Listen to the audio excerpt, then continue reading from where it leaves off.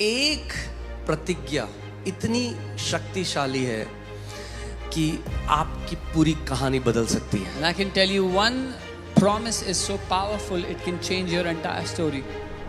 क्योंकि जो परमेश्वर के राज्य में इनहेरिटेंस या मिरास आप पा लेते हो विश्वास से, वो केवल आपके लिए नहीं है, वो आपके बच्चों के बच्चों के बच्चों के लिए भी है. Because the inheritance that you obtain, you receive in the kingdom is not just for you, but also for your children and their children and their children after them. क्योंकि वचन में लिखा है आशीष इतनी शक्तिशाली है कि एक आशीष 1000 पीढ़ी तक आगे जाती है. Because the Bible says a blessing is so powerful that it goes down to 1,000 generations. So अगर मैं वचन के हिसाब से देखूं, So if I तो look at जिस प्रतिज्ञा को मैं पा लूंगा, मैंने अपनी 1000 पीढ़ियों को बदल दिया यीशु के नाम में. So if I look at it from the word, any promise that I have obtained, my 1,000 generations have been transformed by them. Okay इसीलिए अगर आप कलीसिया में आए हो, आपका नंबर 1 मोटिव जो है वो है खुदावन मैं तेरे घर में आया हूं जहां तेरा बीज छितरा जाता है. मैं वो भूमि अच्छी भूमि बनूं कि जब ये बीज मेरे कान के द्वारा होते हुए मेरे हृदय में प्रवेश करे तो वो 100 गुना फल लेकर आए. So when you have come to his house today, your number one aim, your number one goal is to receive that word which is being spread here, that seed would go from your ear into your heart. तो चलिए वचन में चलते हैं. Let's go into the word. दूसरा पत्रस 2 Peter 1:3 and 4. दूसरा पत्रस 1 उसका 3 और 4. As his divine power has given to us all things that pertain to life and godliness. क्योंकि उसकी ईश्वरीय सामर्थ्य ने वो सब कुछ जो जीवन और भक्ति से संबंध रखता है हमें दिया है. मैं चाहता हूं आप ध्यान धर कर वचन को देखो, वचन को सुनो. इसमें क्या लिखा है? जो कुछ जीवन और भक्ति से संबंध रखता है उसने हमें दिया है, दे दिया है. Whatever pertains to life and godliness, he has given to us. अधिकतर मसीह आज भी क्या कर रहे हैं? प्रार्थना में गिड़गिड़ा रहे हैं कि कैसे करके मैं उस परमेश्वर को मनाऊं. प्रभु तू कितने में मानेगा? क्या 3 दिन के उपवास में मानेगा, या 10 दिन के उपवास में मानेगा, या 40 दिन के उपवास में मानेगा? Most Christians are trying to convince God. They are bargaining with him. Lord, what can I do to make you convinced about this? 3 days fast would do, 40 days fast, what can I do? क्योंकि बहुत सारे मसीहों को लगता है परमेश्वर के पास सामर्थ तो है करने की, सब कुछ कर सकता है, बट मेरे लिए नहीं कर रहा क्योंकि अभी वो माना नहीं है. तो मेरा काम अब क्या है? प्रार्थना में उसको मनाना है. Because so many believers believe this, that God has the power and the ability to do it, and he is doing it for others, but he is not convinced for me to do it for me. So my job is to convince him somehow that he will. उनके प्रार्थना की जो foundation है, जो नींव है, वो क्या है कि ज्यादा जब मैं करूंगा प्रार्थना तो ज्यादा परमेश्वर से ले सकता हूं. So the foundation of most believers is that when I will do more prayer, when I will do more, then I will get more from God. मगर जब हम परमेश्वर के वचन में देखते हैं, But when we look at the word of God, वचन में लिखा है जो कुछ भी आपके जीवन और भक्ति से संबंध रखता है परमेश्वर ने मसीह में आपको पहले से दे दिया है. the word says whatsoever pertains to life and godliness, God has already given it to you in Christ. मगर क्या आपने वो सब ले लिया है? नहीं. हम सब बढ़ रहे हैं. जैसे जैसे हमारा डील डॉल बढ़ रहा है वैसी वैसे उस मिरास का जो अधिकार है उसके ऊपर हम हल्के हल्के कब्जा कर रहे हैं. एक व्यक्ति है जो बहुत बड़ा उद्योगपति है, उसके बहुत सारे बिजनेसेस हैं, बहुत सारी चीजें. अब उसके बच्चे छोटे, एक 2 साल का है, एक 5 साल का है. There's a big industrialist who has many businesses, many things going on, and he has 2 kids, one 2 years and one 5 years. यद्यपि ये जो उद्योगपति है इसके पास बहुत कुछ है, इसके पास ऑफिसेज हैं, कार्स हैं, मगर वो जो बच्चे हैं ना, अभी उनको केवल क्या दिया जाएगा? खिलौने दिए जाएंगे. Even though this industrialist has many things, he has उसके दफ्तर हैं, उसके पास गाड़ियां हैं, but these children will only be given toys right now. और उसने अपना विल बनाया, वसीयत बनाया और बोला मेरा जो सब कुछ है ना वो मेरे बच्चों का है. And he makes a will and writes, whatever belongs to me it belongs to my children. सो उस पिता ने कब दिया बच्चों को? जब वो मरेगा उस दिन, या जिस दिन उसने साइन करा वसीयत पे, उस दिन जो उसका था उसके बच्चों का हो गया. So when did the father give it to his children? The day he will die or the day he signed that it belongs to his children?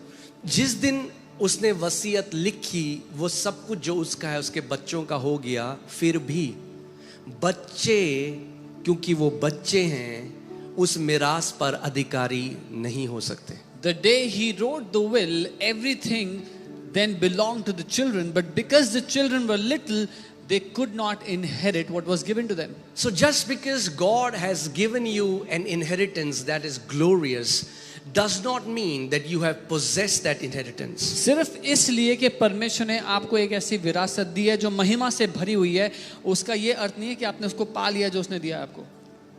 अब सोचो वो छोटे बच्चे हैं, वो पापा से कह रहे पापा कब दोगे, पापा जो हमारा है हमें दो. वो कहेगा बेटा सब दे दिया है तुम्हें, जो मेरा है सब तेरा है. Now imagine the little kids are begging and asking their father, when will you give to us? He says, whatever is mine is yours, I've given it to you. So now I'm teaching you a different kind of prayer. अब मैं आपको एक अलग तरीके की प्रार्थना सिखा रहा हूँ. Now when we pray, our motivation is not to convince God to give things to us. अब जब हम प्रार्थना करते हैं तो हमारा प्रोत्साहन परमेश्वर को राजी कराना, मनाना नहीं है कि वो But हमें कुछ दे. now when we pray, our focus is to grow up in maturity so that we can rule and reign with our Father. पर अब जब हम प्रार्थना कर रहे हैं, हमारा फोकस इस बात पे है कि हम परिपक्व हो सके, बढ़ सके, मजबूत हो सके, ताकि अपने पिता के साथ हम राज्य कर पाएं. Okay? So अब मैं जल्दी से इसमें आता हूँ. He has given to us all things. How many things? उसने हमें सब वस्तुएं दे दी हैं. कितनी वस्तुएं? सब. But you don't know what all means in Hebrew. पर आपको ये नहीं पता कि सब का मतलब इब्रानी में क्या होता है. And you don't know what all means in Greek. और सब का जो मतलब यूनानी में क्या होता है अभी आपको वो पता नहीं है. All in Hebrew, are you ready? Means all. सब का जो अर्थ है इब्रानी में वो होता है सब. And all in Greek means all. और यूनानी में सब का अर्थ होता है सब. So if you already know that, why don't you believe it? तो अगर ये पहले से पता है तो मान क्यों नहीं लेते हो? He has already given you all things. उसने पहले ही आपको सारी चीजें दे दी हैं. But hear this. सुनिए, It is through the knowledge of Him. ये उसके ज्ञान की, उसकी पहचान के द्वारा होता है. Through means medium. Okay? इसका द्वारा मतलब एक So, माध्यम. मैं चाहता हूं कि आप ध्यान देकर सुनो. ये जो all है ना, इसके अंदर सब कुछ है जो आपको चाहिए. Healing, salvation, promotion, So in this all protection, is everything you will need. चंगाई, promotion, सुरक्षा, जो चाहिए, whatever you need. it's in this all. वो सब इस जो आपको में शामिल परमेश्वर से चाहिए इस all के अंदर है. whatsoever you need from God is already inside this. मगर ये आएगा, it will come through the medium. Medium को हिंदी में क्या बोलेंगे? माध्यम. जो माध्यम है जिसके द्वारा ये सब कुछ जो पहले से आपका है ये आपके पास आएगा, वो है through the knowledge of Him.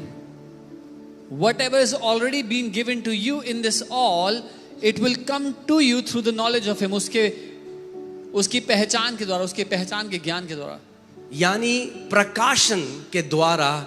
ये प्रकाशन केवल किताबी ज्ञान नहीं है, ये प्रकाशन के द्वारा जब आप उस प्रकाशन को समझ लेंगे तो जो पहले से आपका है उस प्रकाशन के द्वारा आपके पास आएगा. So this revelation is not bookish knowledge, but this revelation reveals what is already given to you, and through that you receive it.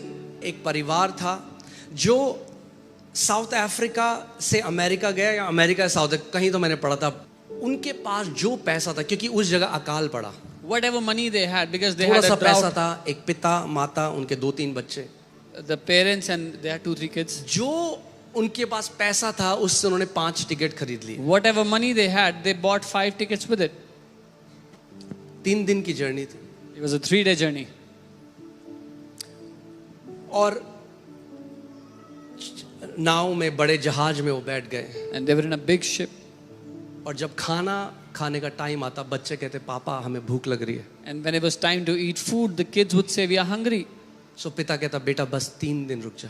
The father would say, just wait जब for मैं 3 इस more नए days. जगह जाऊंगा, मैं नौकरी करूंगा, कुछ काम करूंगा, जो दिहाड़ी मिलेगी उससे तुम्हारे लिए सबसे पहले कुछ खाने को When लाऊं। I will go to this new place, I will get a job, earn some money. The first thing I will do is give you something to eat. तो वो बच्चे क्या करते कि वो जाके जहाँ पे उनका खाना था वहाँ शीशे के पास खड़े हो जाते और सबको खाना खाते हुए देखते। So those kids, they would go and stand outside the window of where they would have the buffet, and they would look at people eating food.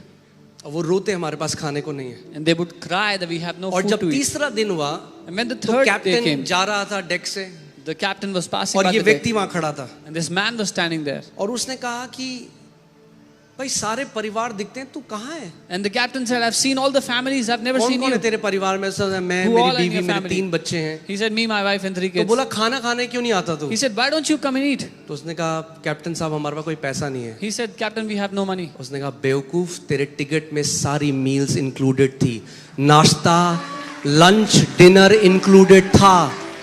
He said, you fool, in your ticket all the meals were included, breakfast, lunch and dinner. सो क्या चाहिए हमें आज? प्रकाशन चाहिए। So what do we need गिड़गिड़ाना today? नहीं है, क्या चाहिए? प्रकाशन We चाहिए। need revelation, not किस चीज का begging. प्रकाशन चाहिए? कि पहले से हमारा क्या है। What revelation do we need? What is already ours? जैसे कि जब तक मुझे ज्ञान नहीं था, जब मैं कर्जों में था, जब मैं गरीबी में था, तो मुझे लगता था ये परमेश्वर की इच्छा है मेरे लिए। When I did not have this knowledge and I was in debts, I was buried under things, I used to think this is God's will for me. सो यद्यपि परमेश्वर ने मेरे लिए सब कुछ रख दिया था, Even though God had kept everything for me, मगर क्योंकि मुझे उसका ज्ञान नहीं था, तो जो मेरा था वो मेरे पास नहीं आ रहा था। but because I did not have the knowledge of God, what was mine did not come to me.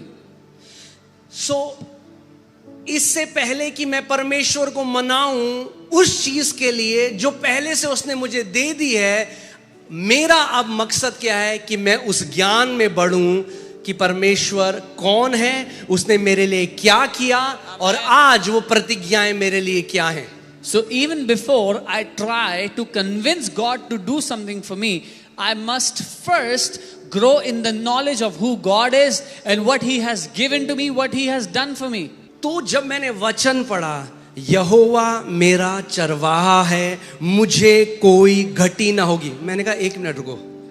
When I read the word that the Lord is my shepherd, I shall not be in want. I said, hold मैंने on. कहा भैया धार्मिक लोग तो कहते हैं क्योंकि तुम ये यहोवा की सेवा कर रहे हो वो तुम्हें कमी से लेके जाएगा। I said, the religious people say that because you are serving God, He will take you through lack. मगर वचन कह रहा है क्योंकि यहोवा मेरा चरवाहा है, मुझे कोई घटी नहीं है। But the word is saying, because the Lord is my shepherd, I have no lack.